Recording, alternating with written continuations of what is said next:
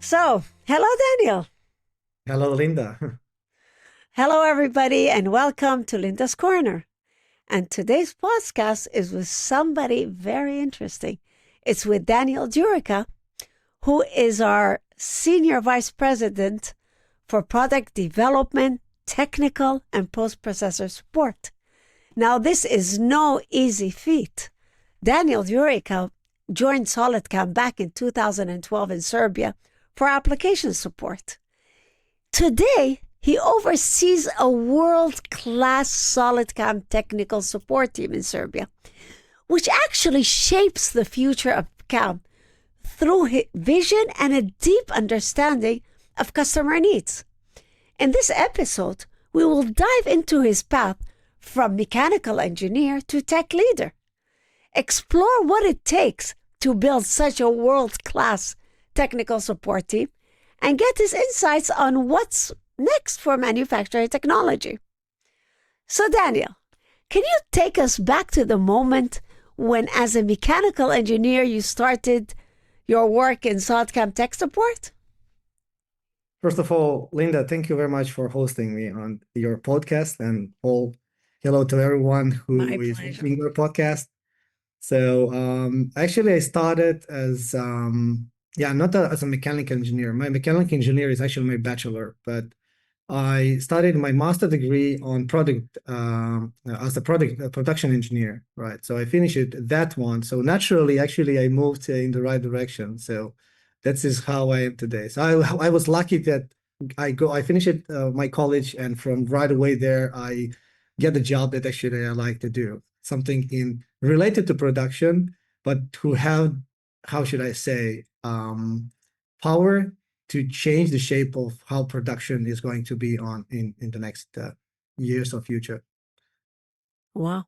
So tell me, what was SolidCAM back at that time? What was SolidCAM like at that time? So back in 2012, there was an exhibition in Stuttgart, if I'm not mistaken. And my first impression was, shaking the hands with Emil, where as at that day, I didn't know actually nothing about PostProcessor. I did nothing about SolidCAM, but I get a job in SolidCAM.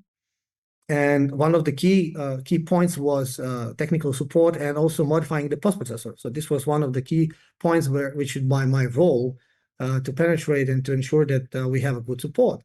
So I remember this day he asked me, "Hey, are you sure that you will be able to handle the posts, worldwide?" And I said, "I know nothing about a post, but trust me, I will give my best to ensure I know." So this is how everything started. But just later that evening, I didn't know it was a prize for my event, because that exhibition was also a reseller meeting. So there was a very nice party on the booth. So many people, so much expertise there, expert people on their fields. Everybody enjoy it. Everybody like party. Everybody like beer. Everybody like product. So I was like, this is it, right? Of course. And but the product itself was everything about eye machining. So weekly you could see, SolidCAM, something success story about eye machining. And it was the era of the Milton. So, as when you joined as a technical support specialist, what was one of the most challenging problems you faced? I would say that the most important was post-processor database. As at the very beginning, at the era of, let's say, internet and the databases, people were, managing their post-processor database, locally on each PC. So for me, it was clear that we need to do something about it to ensure that we have smooth support, and that when we get the request, that we can very quickly respond on the request.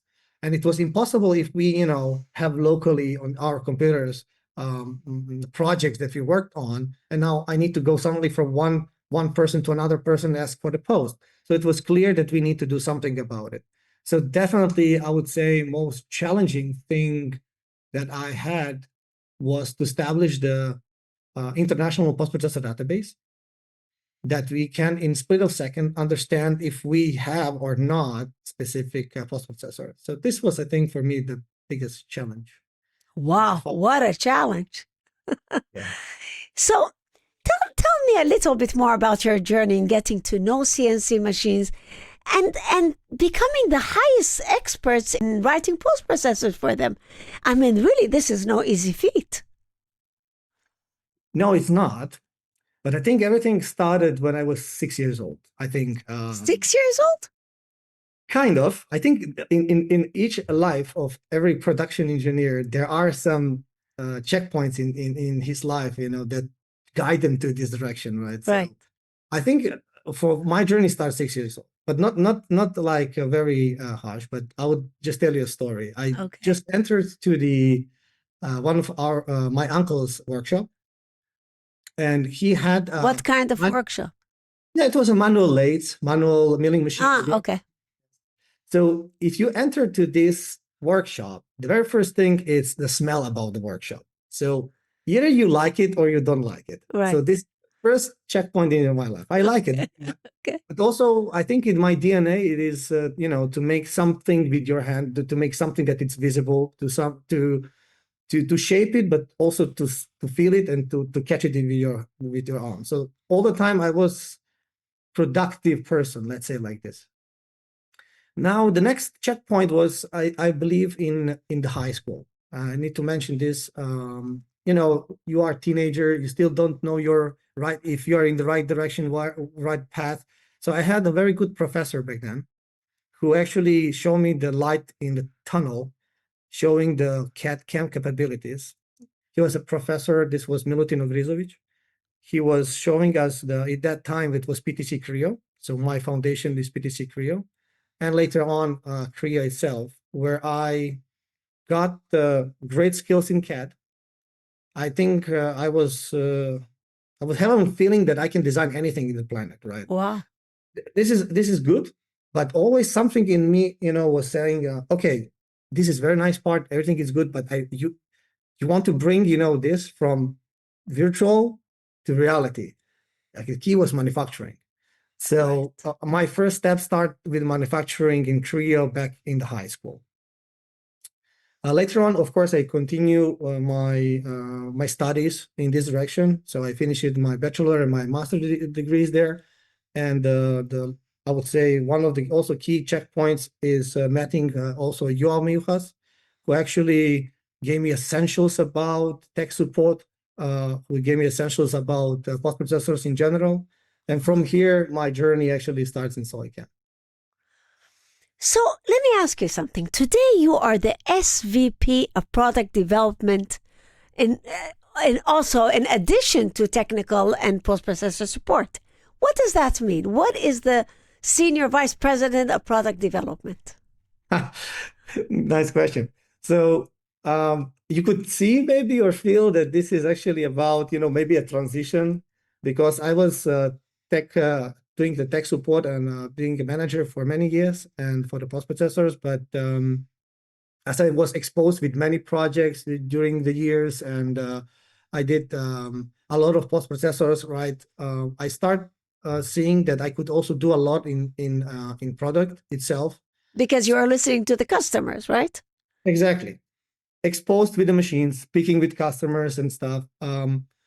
Give me an insights of what our customer needs. Mm-hmm. So now I'm in kind of transition. I would say that I'm still in tech and in the post-processor because this is what I like to do. I like to do it much, but also I like the product. I see that the same power what I could do to make a smile on operator and to run the machine, I could also see a smile of the same person, when running SolidCAM. So I see myself more in the product these days. So now I'm currently in transition, moving from tech to production, to the Wow. product, I would say, yes. So you managed to grow an international support team in Serbia. Did you have any like cultural or strategic decisions for that? Back in 2012, And what? Just let me emphasize something. What went into this developing this international support team? yeah, okay. So, well, now we are actually not 11, we are now 13. Wow. But still, everything at the beginning starts pretty slowly, right? So we were hiring averagely one person, in a year, but and still we are doing it roughly more or less in that matter. But what we are actually doing is doing a hand picking of good people, first of all, good engineers. Somebody is asking like, does it needs to be very experienced in a Milturn multi-channel? The answer is yes and no. You get advantages either if you hire somebody who is completely fresh, doesn't know anything about it. I mean, I'm starting from my experience, from my example. I would say if I could do it, right from of course, you need to be really tight with production, with the CNC machines, with workshops, and you need to like it and love it, right? But this is how we did it.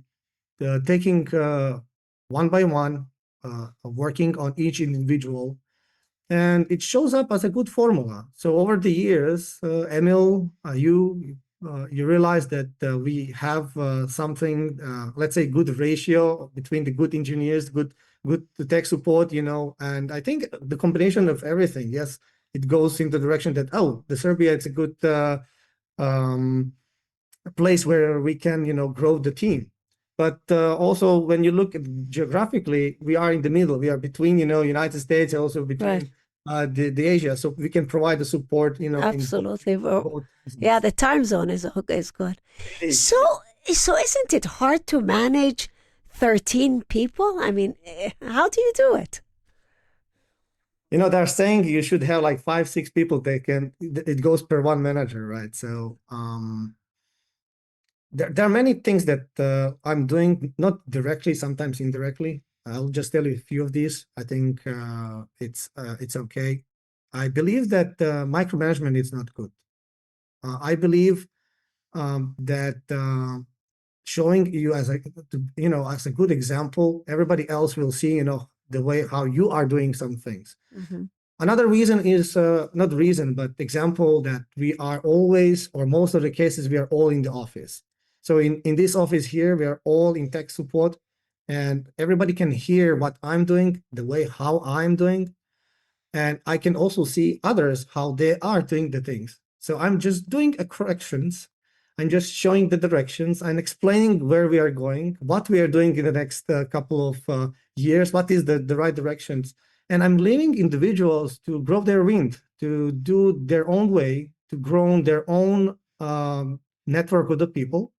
And by this, they will show whether or not they like this job, or whether or not they are for this job, they like the tech support, and etc. Listen, you have a great team. You really have a great team of experts. Okay. So let me ask you something. How many SolidCAM branches and resellers does your team support? This number, it's changing, yes, from time to time, but I think I count about between 75 and 80. Wow. And I would say there are two different let's say, levels of our support. Like one of the regular levels will be, hey, do you have this machine? Do you have this post? Do you have this demo part? Which is quite easy to support. And in that way, everybody could ask how with 12 people you can actually provide all the support to 75 branches. So it's not easy. So that's why we kind of provide two-level support. The first one is regular, where you get a ticket, let's say like this. And then we provide the basic support over just sending the data. Yeah, so this is very easy. That's why we can do it. As I said on the very beginning of our podcast, it's our database, our structure, and everything in this company allows us to do that. But second part of the support is actually on-site support. So sometimes we cannot send all our team, to each of the countries. Sometimes it's not possible. But what we are doing, we are, sometimes we are more in Turkey, sometimes we are more, in Netherlands, sometimes we are in Latam, sometimes we are in Spain. So we are changing, what we can. You let's say travel often, right? we all travel a lot. Yes. I think I changed like 3 passwords in 7-8 years, something like this. So yes, as I go more into a product, I'm traveling way less, I would say. But there was many years where I traveled 3 weeks and a month. It Wow. was like, yeah. So so this is the second level of support that we provide. I think it's awesome, and I think most of our resellers actually appreciate it, because every time when you have a machine that is either a problem, or they simply don't have a manpower to do it, or any other reason about it, we go on the field, we show up at the customer side, and by this we also teach our customer, we show our reseller how we are doing it. And also we have this post in our database too. So it's win-win-win situation at the end. Wow. So, Daniel, in March, there was this great post-processor training for more than 100 SolidCAM post staff that you held in Belgrade. And it wasn't the first one, right? No, it was not. First, actually, it was 124. Wow. People joined this. Yes. Definitely one of the biggest one that we ever had, known to me. We held it in the Belgrade. It is kind of a tradition already. We started back in 2019, roughly speaking, and every second year we are organizing it. But this time it was different. Like last year, it was not last year, 2 years ago, it was about 65 people, only advanced team members in Europe. But we realized that that's good and we should continue. But we got many new resellers also. So we got also existing resellers who have a new stuff, and they wanted also to send their technicians to learn also the post. Makes sense. So we wanted to kill 2 flies with 1 shot. Absolutely. Absolute challenge to organize for 130 people. Now we split it into 2 groups. Instead of 2 days, we did it in 3 days. All together with 14 presenters.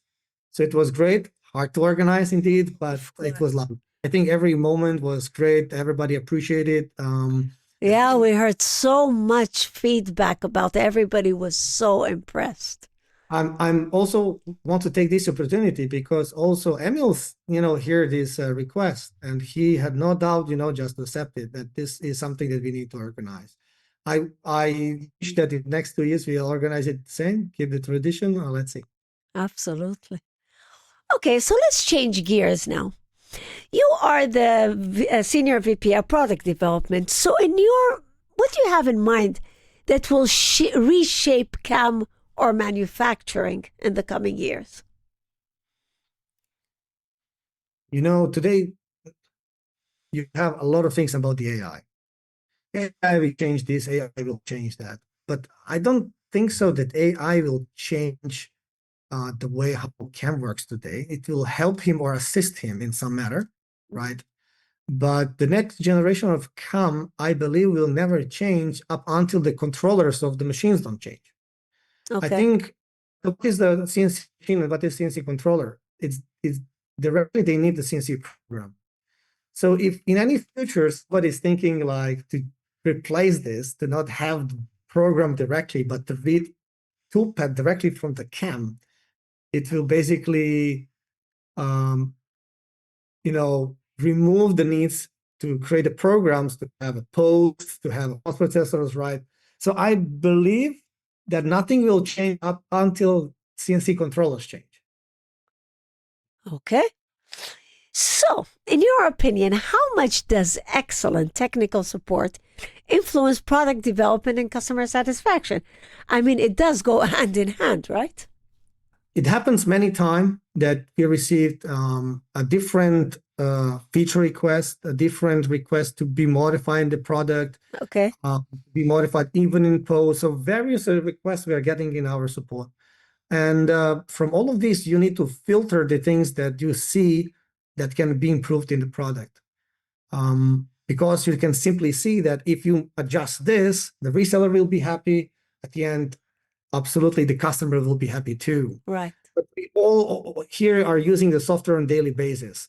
So we are also providing ourselves, let's say, satisfaction of seeing something new in the software that, oh, I was doing 5 clicks here, now I can do only 2. It is amazing. Of course. So yes, absolutely. Every day development, making new things, it's great to have in the product. So, can you give me an example when your team turned around a difficult customer situation into a success story? Look, through all these years, there were many examples, and I could already see a pattern of what was happening.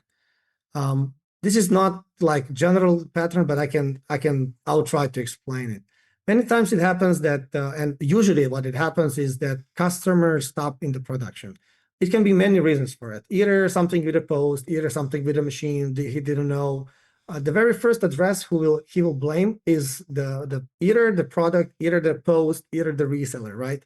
And then this is the momentum where a lot of let's say wrong direction communication starts, especially firstly within the customer and then with the reseller. So we found few times these kind of scenarios, and this is very interesting for the tech support, because here in these kind of scenarios, our resellers come to us for a help.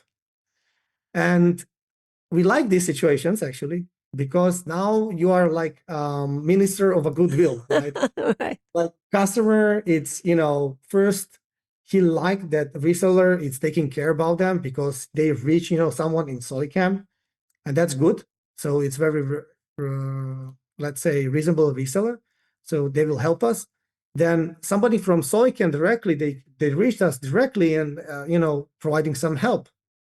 At the end, it's turning out that you will go directly to the customer place to solve the problem. Wow. And I think this is the key momentum that most of our customers like. No matter how bad the situation is, if you are willing to show up at my workshop Of course. and I see the progress, I like you. And especially if you see the part at the end, it's machined, it's done, and the output, it's according to what my operator says and likes. This is what I think is the most sweetest things in the post-processor, in tech support that I like to see. I mean, there were always these kind of situations, but it turns out it's only about the communications. One email here, one email there, it's blurry on the field, and you as a third person, it's coming to all of this as a case that you are trying to solve. And these cases for us, they're most interesting because yes, at the end, we all know it will be just... Yeah, you make the customer feel good. Exactly. I mean, yeah. Exactly. Absolutely. But we are gathering, in our tech support, no one knows all the machines. Of No one course. can know possibly all the controllers. So for us, it's also kind of exciting because every time on each field, you never met the same 2 machines, same controller. Even if you see customer is not producing the same parts, that everybody are doing something else, some other applications, right? So it's definitely experience also coming on our end that makes us like what we're doing. So win-win-win at the end. Okay, so let me ask you a challenging question. Can you share an example of how you turned support insights into product improvements? Oh, I will tell you the story that I'm telling to my guys. Whoever joins this team, I always tell this story, okay? I believe that this is the story from 2016 or 15, something like this, when at the time when we were introducing the multi-channel mill turn. At that moment, I really thought that there is nothing on this planet that we cannot do it in the mill turn. Okay. So we were having project after project after project. I'd be seeing, okay, we have no limits, we have no problems, so everything was very, very good. And back then, Igor, my brother, he also worked in our office here. And I was considering him that everything what I can do, he can do it either. So he was an expert in writing the post processors in the same way, in the same manner as I was. And I was having a feeling that any project that I gave it to him, he can do it. Okay. So there was one case from Japan. It was the Citizen machine. Back then, for us, we didn't care about the name, whether that will be DMG, whether that will be a Tucson, whether that be that we didn't care. We knew that we can do it. Then the Citizen is coming. We were exciting, coming from Japan. Okay, let's try to handle it. Request from the reseller, and we are coming to the point where we need to do it. We plan it, we schedule it, and then I said, Igor, it's about time. It's your time now. I'm giving you completely whole week. Please analyze the documentation. We have everything. We have a programming manual. We have the G-code examples. We have nice holders, machine signal. Everything is there. Please do needful for this resale. Okay. And the very first day I'm coming back to the office, I can see Igor, worried. He starts to read documentation, but this is usual process. The very first process what we do when we get this kind of project is to, read the whole manual. You need to be on the level where you understand the machine. It's you understand the controller. You understand to write manually the code. So this is all important. You need to put yourself in this state of mind before you start making a post. So what he did then, I'm coming second day, so I can see his face, it's completely yellow. So something is wrong, with the whole thing. Then I'm leaving him because I know he will do it. This is not the first time I see him yellow, changing the color. I'm coming third day and he become green. But I'm leaving him. But on the break, lunch break, I'm coming to him and I ask him, how it goes. I say, Daniel, you will not believe me. I'm still at zero. I don't know what I'm doing. I see, spindle moves, something along the Z-axis, part moves. I never seen any mill turn like this. And also from my experience, I didn't know that there is something like, bar can move in the spindle, and there is something like called guide bush. We didn't know about these cases. Then I said, this is not possible, I need to check it out. So I checked the documentation, checked the machine concept, saw few videos. I knew nothing about Swiss type back then. Really? Okay. So I was, okay. It was Houston, we have a problem. Yes. We don't support it, but okay, we don't know from where to start. It was not a classical example. Let's see if we have any lags in the post, if we have any lags in programming this part, So it was a lot of, things. It really delays the development of this post, but this was, I believe, one of the first cases that we had related to, okay, we need to make delta. So we needed to configure it, what is the delta in SolidCAM necessary to support Swiss type machine. Right. And we did a lot of effort. We worked closely with development. And back in 2017, we announced Swiss type support. Wow, what a story.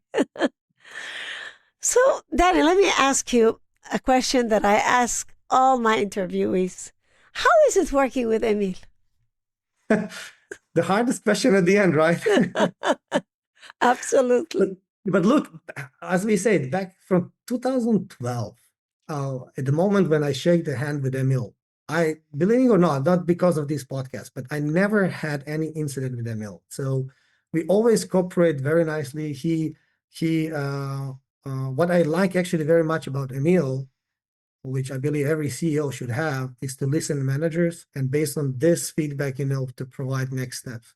And this is what Emil do the great. So I can't say anything wrong or anything bad, just, all good and nice words about our corporation.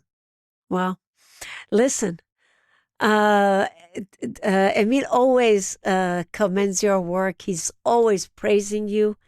And he always tells me that you're one of the most important people in the company. And Daniel, you're doing a great job. Thank you for this podcast, and thank you for being here. Thank you very much, Linda, and hello, everybody, and see you in the next one. Yeah. Okay. Bye-bye. Bye-bye. Bye-bye. Bye.